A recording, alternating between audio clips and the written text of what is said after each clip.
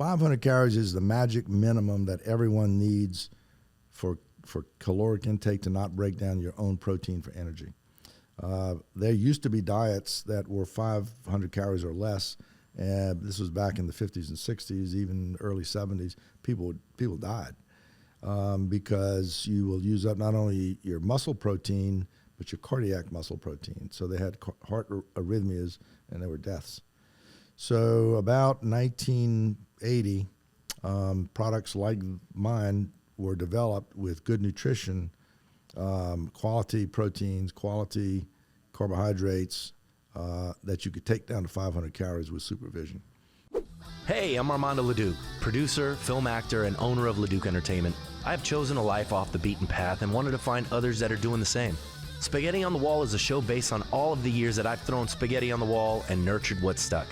We will share fun stories, ideas, tips, tricks, and more. Welcome to Spaghetti on the Wall. Good morning, good afternoon, and good evening, depending on when you are consuming this podcast. Ladies and gentlemen, we are back with another Spaghetti on the Wall with Stanford Owen, Dr. Stanford Owen. And I just got the pleasure of meeting you today, and I was like, look, we got to get you on this podcast because I just tried your product, and basically I was told, and we're going to get all into what this is, but I was told that you created like this protein shake, nutritious shake called Shots and Shakes, right? Correct. And it's for people that are on the Mounjaro, the Ozempic, all of that, but you don't necessarily need to be on it to reap the benefits. And today had the pleasure of tasting it, and I was like, dang, like, you know, when people talk about it, they go, oh, it's going to taste good, you know, because it's their product. And I'm like, all right, yeah, sure. And I was like, no, I got to taste it. And you can make a soup, you can make protein shakes, you can make puddings. So Stanford Owen, thank you so much for being here. Let's hop right in. How did you come up with this? So thanks for having me. This started about 25 years ago. I was trying to replicate a product that was already on the market that is probably the second best tasting product on the market. And I was actually able to do that. I was actually able to replicate this product and then started thinking about how to enhance it, how to make it better than that product. And I found a food scientist who was able to take micronized amino acids, which are the particles of protein broken down to their basic element. They're already digested, essentially. Incredibly bitter. But if you take these proteins, these amino acids in a specific ratio, it completely normalizes your metabolism very fast, literally in minutes, hours, and days. And he made them taste great. We've tried to reduplicate it, himself and myself, with slightly different formulas. We can't even reduplicate it. So that's how difficult this was to do. And we have the formula. I got the formula taken care of, and the rest is history. We have been on the market for a while. We're primarily in clinics, and we're primarily in pharmacies. We're there to treat diabetics and other patients with nutrition-related illness. But we got sidetracked with a lot of different things, including Hurricane Katrina, including COVID, some staff issues that we had, and it just occurred to me that, I see patients on weight loss shots every day who are taking the shots, not following any diet plan. Some of them are not getting the benefits of the weight loss shots because they're not following low enough calories. Some of them are malnourished because they're just not eating a balanced meal. They feel bad. I'll put them on the shake products, and within 2 hours, they're feeling better already because they're getting good nutrition. They're getting perfect nutrition instantly into their bloodstream. And then they taste good. So they can continue to use them every day indefinitely for the rest of their life. Most shakes that you buy, especially medical shakes, which you can buy at the grocery store now, you can do them for a week, but it's like you got to choke them down. You have plenty of commercial shake products, which are tasty and healthy, and weightlifters use them, but they really aren't as nutritionally balanced, so you can't live off them. But this product was designed for you to be able to live off of it with a multivitamin, lose as much weight as fast as you can, and use it as a add-on product the rest of your life. And so this is safe for kids. Kids love it, and it's very safe for kids. It's not only safe, it's, like I said, it's perfect nutrition. Right, it's perfect nutrition. Right. And so you were talking to me earlier about the demographic of people that you think are really going to take a hold of this, and that's people that are wanting to be more fit, wanting to, the whole reason why people are on this shot to begin with. Right.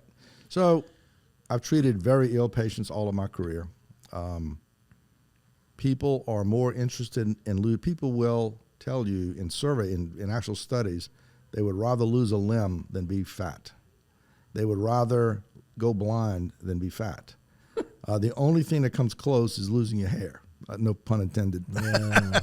It is what it is. But those two things motivate people. So the group between 30 and 55, mostly women, but a lot of men, I think are going to be the most likely to really embrace this product and use it long term. And it's certainly, I hope, the diabetics and the patients with heart disease and cholesterol and hypertension certainly embrace it, because it will get them well, especially if they use it on a regular, faithful basis. Yeah. So you've been doing this for a long time, obviously. Dr. Diet is what they call you, right? That's it. That's my nickname. That's my website's been Dr. Diet for a long time. Shotsandshakes.com is going to take over that, but we're just evolving, rolling that out currently. I had a TV show at one time called the Dr. Diet Show. So, yeah, I've been doing this a long time. I've lectured all over the U.S. Most of the colleagues in the nutrition business know me, but it's selling nutrition as a medical treatment is a hard sell. People just don't believe food is that toxic to them. We understand the science. Why now? We knew the association forever. Now we know precisely why there's an association, because of the hormones that are produced by fat cells that we've just discovered in the last 20 years. And so why is it so hard to convince? Because to your point, before we got here today, right? And I was like, okay, I'm going to shoot video for you and for this product. And I'm like, we can ask Wilson what his thoughts were too. But like, I was like, all right, it's just another thing, right? Like, what is it about the zeitgeist or the social norms that have put Americans, I'll say Americans, right? Because I live here, why we think this way and why it's so easy to grab some Cheetos instead of thinking about something that's a little bit more nutritious. Because Cheetos taste great and they're addictive.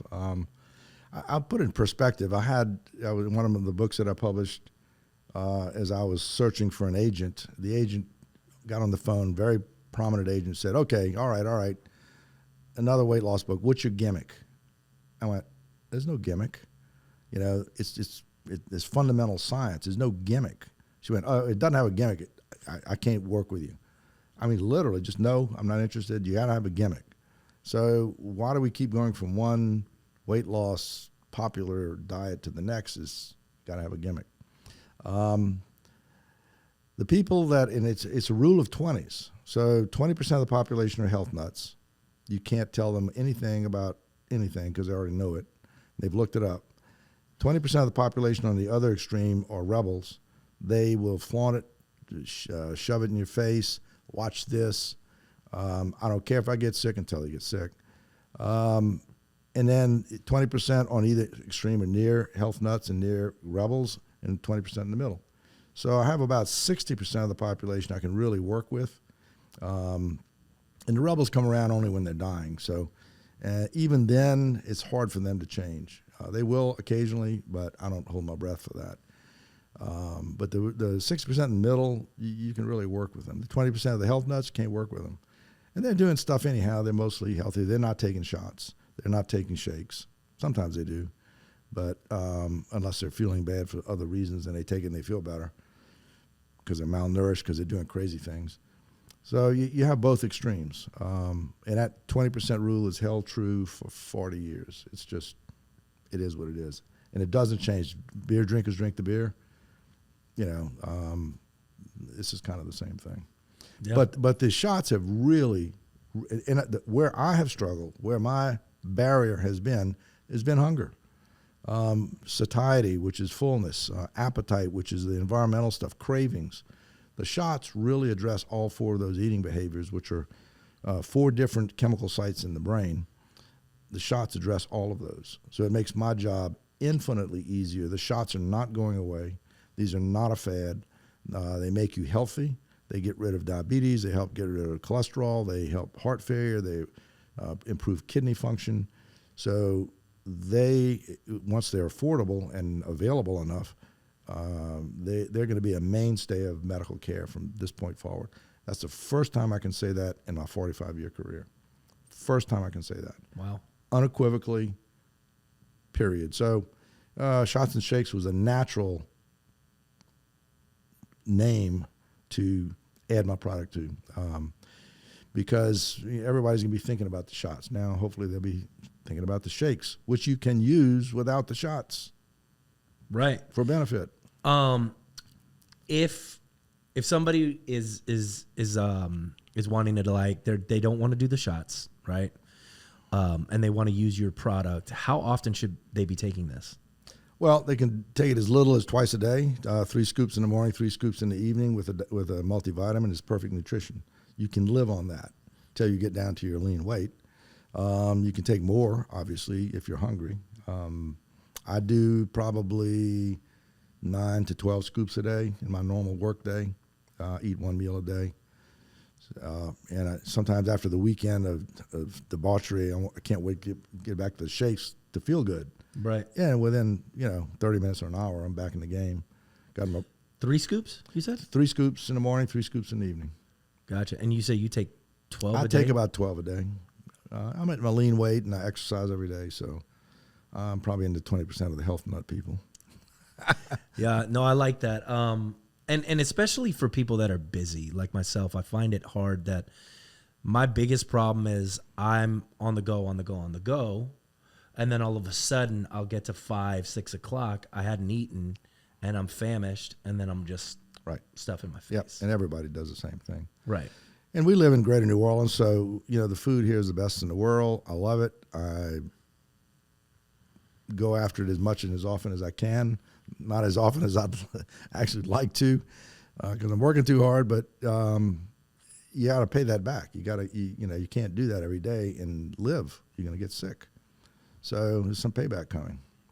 There's some payback coming in terms of shots and shakes. There you go. There you go. Yeah. So what are the main ingredients in the protein shake? So 3 major ingredients: egg white, which is a pure protein product. Calcium caseinate, which is a milk protein product. It's got some carbohydrate with it. And micronized amino acids put in specifically in a certain dose. Those are the key to the rapid medical improvement. And then also the difficulty is making them taste good. So, but all the products are identical. The flavorings are a little different. The chicken soup was a little bit of a problem to try and make egg white protein into a chicken soup product, but it worked great. So that's basically it. And you can buy these products independently and eat them, but they don't taste too good. Is this good for recovery too? Like when you're working out? It's great. If you do it within 15 minutes. So Gatorade has done all the science on recovery from sports and exercise. The key is your muscles have a gate that opens to allow nutrients to come in to recover. That gate closes after about an hour. If you eat a complicated food product, it'll take an hour to digest it. Gatorade goes right into the bloodstream, right to the muscle. It's a carbohydrate product. Shots and Shakes has the micronized proteins that do the same thing. They go directly to the muscle. So you'll recover very quickly. So every day after my workout, I make sure I get a shake right away. Yeah, no, I like that idea for sure. Yep. And it's easy to, and what do you mix it with, water? Water. Yeah. Just, you don't need cream, you don't need milk, you don't need all those extra calories. And you can mix the pudding, you can mix with nuts and fruit and so forth. But, especially if you use puddings, Jell-O puddings, things that don't have any calories in them, you can keep the calories real low if you want to. Yeah. Is this FDA approved or clinically tested? Well, you don't need FDA approval for a food product. You need FDA clearance for your manufacturing process, which we do and have. And we have a number of clinical trials that we have not only performed but published. Probably the most interesting one was with Domino's Pizza. To prove what the shakes could do in the face of pizza, I got Domino's to offer 15 patients unlimited pizza for 3 months, as much as they could eat. The only stipulation was they had to have three scoops in the morning, 3 scoops in the evening of these shots and shakes. And they were all diabetics, so it was a little bit of a risky issue. All of them, the average weight loss, I think, was 35 pounds. All of them controlled the diabetes. All of them improved all of their blood pressure, cholesterol, all of their chemical parameters. So it showed that the micronized amino acids being absorbed instantly, literally instantly into the bloodstream, faster than sugar, overrode any other food that was being consumed. And it was a little bit of a shock to the Domino's guys. I gave a talk at their national meeting, and we published that. We've got 10-year studies with diabetics showing really great results at 10 years. So we have both short-term and long-term studies. That's pretty amazing. I know I know we've done the pudding. I know we've done the protein shake. I know we've done the chicken soup. Have you guys done any other arrangements? Well, it's really just a matter of flavors. So what flavors do you want to add to the shakes and make them entertaining? Like I said, Jell-O pudding is great. Crystal Light gives it a tangy taste. But the fundamentals, you just work around those fundamentals with it. Chicken soup, you can do, my wife makes a chicken soup with fresh vegetables. She cooks with it. It's great, phenomenal. It's a handy source of chicken stock. She doesn't have to go buy chicken stock at the grocery store. She's a great cook. So it's like a bouillon. Yeah, it is like a bouillon. And she's a great cook, so she won't do it. She won't eat it unless it's really great. See, I grew up in Opelousas, Louisiana, which is Tony Sashry was in a duck camp with us, saved my life. Paul Prudhomme was one of my brother's best friends. He's also from Opelousas. I know Sal Impostato, personal friend, known him since we got to the area 45 years ago. He still can't speak good English, but incredible cook, an incredible restaurant. So, I know what good food is, and whatever you're going to eat long term, it has to taste good. You can't feel deprived, either by taste or experience or fullness. The basic hunger drives, but also taste. Yeah, makes sense. Are there any artificial sweeteners or preservatives in these shakes? There is. And so the question is, and there's a lot of mythology about this, we chose aspartame for the sweetener. And why do we choose aspartame? Aspartame is the most studied substance in human history. Really? All substances ever studied, ever. It's the only substance that's ever been through the U.S. FDA 3 times. All 3 times passed with flying colors. It's been through 21 other country FDAs independently with 0 negative results. Now, when did negative information start coming around aspartame? Exactly the same time another sweetener, which I'm not going to mention, was getting ready to be launched. The internet got flooded with negative information about aspartame. So corporate warfare does exist. That's just my opinion. I have no investment interest in aspartame other than it tastes good and certain products. But that's what we use for that. The chicken soup does not have aspartame, obviously, because we don't want a sweetener in that. But yes, and it's safe for kids. Aspartame is in a number of children's products. So all of the negative is mythology. Interesting. Yep. Why is that? So you're saying it's probably because there was another product coming out? Not maybe, because it was precise timing. Then it got on the internet and it just kind of took on a life of its own.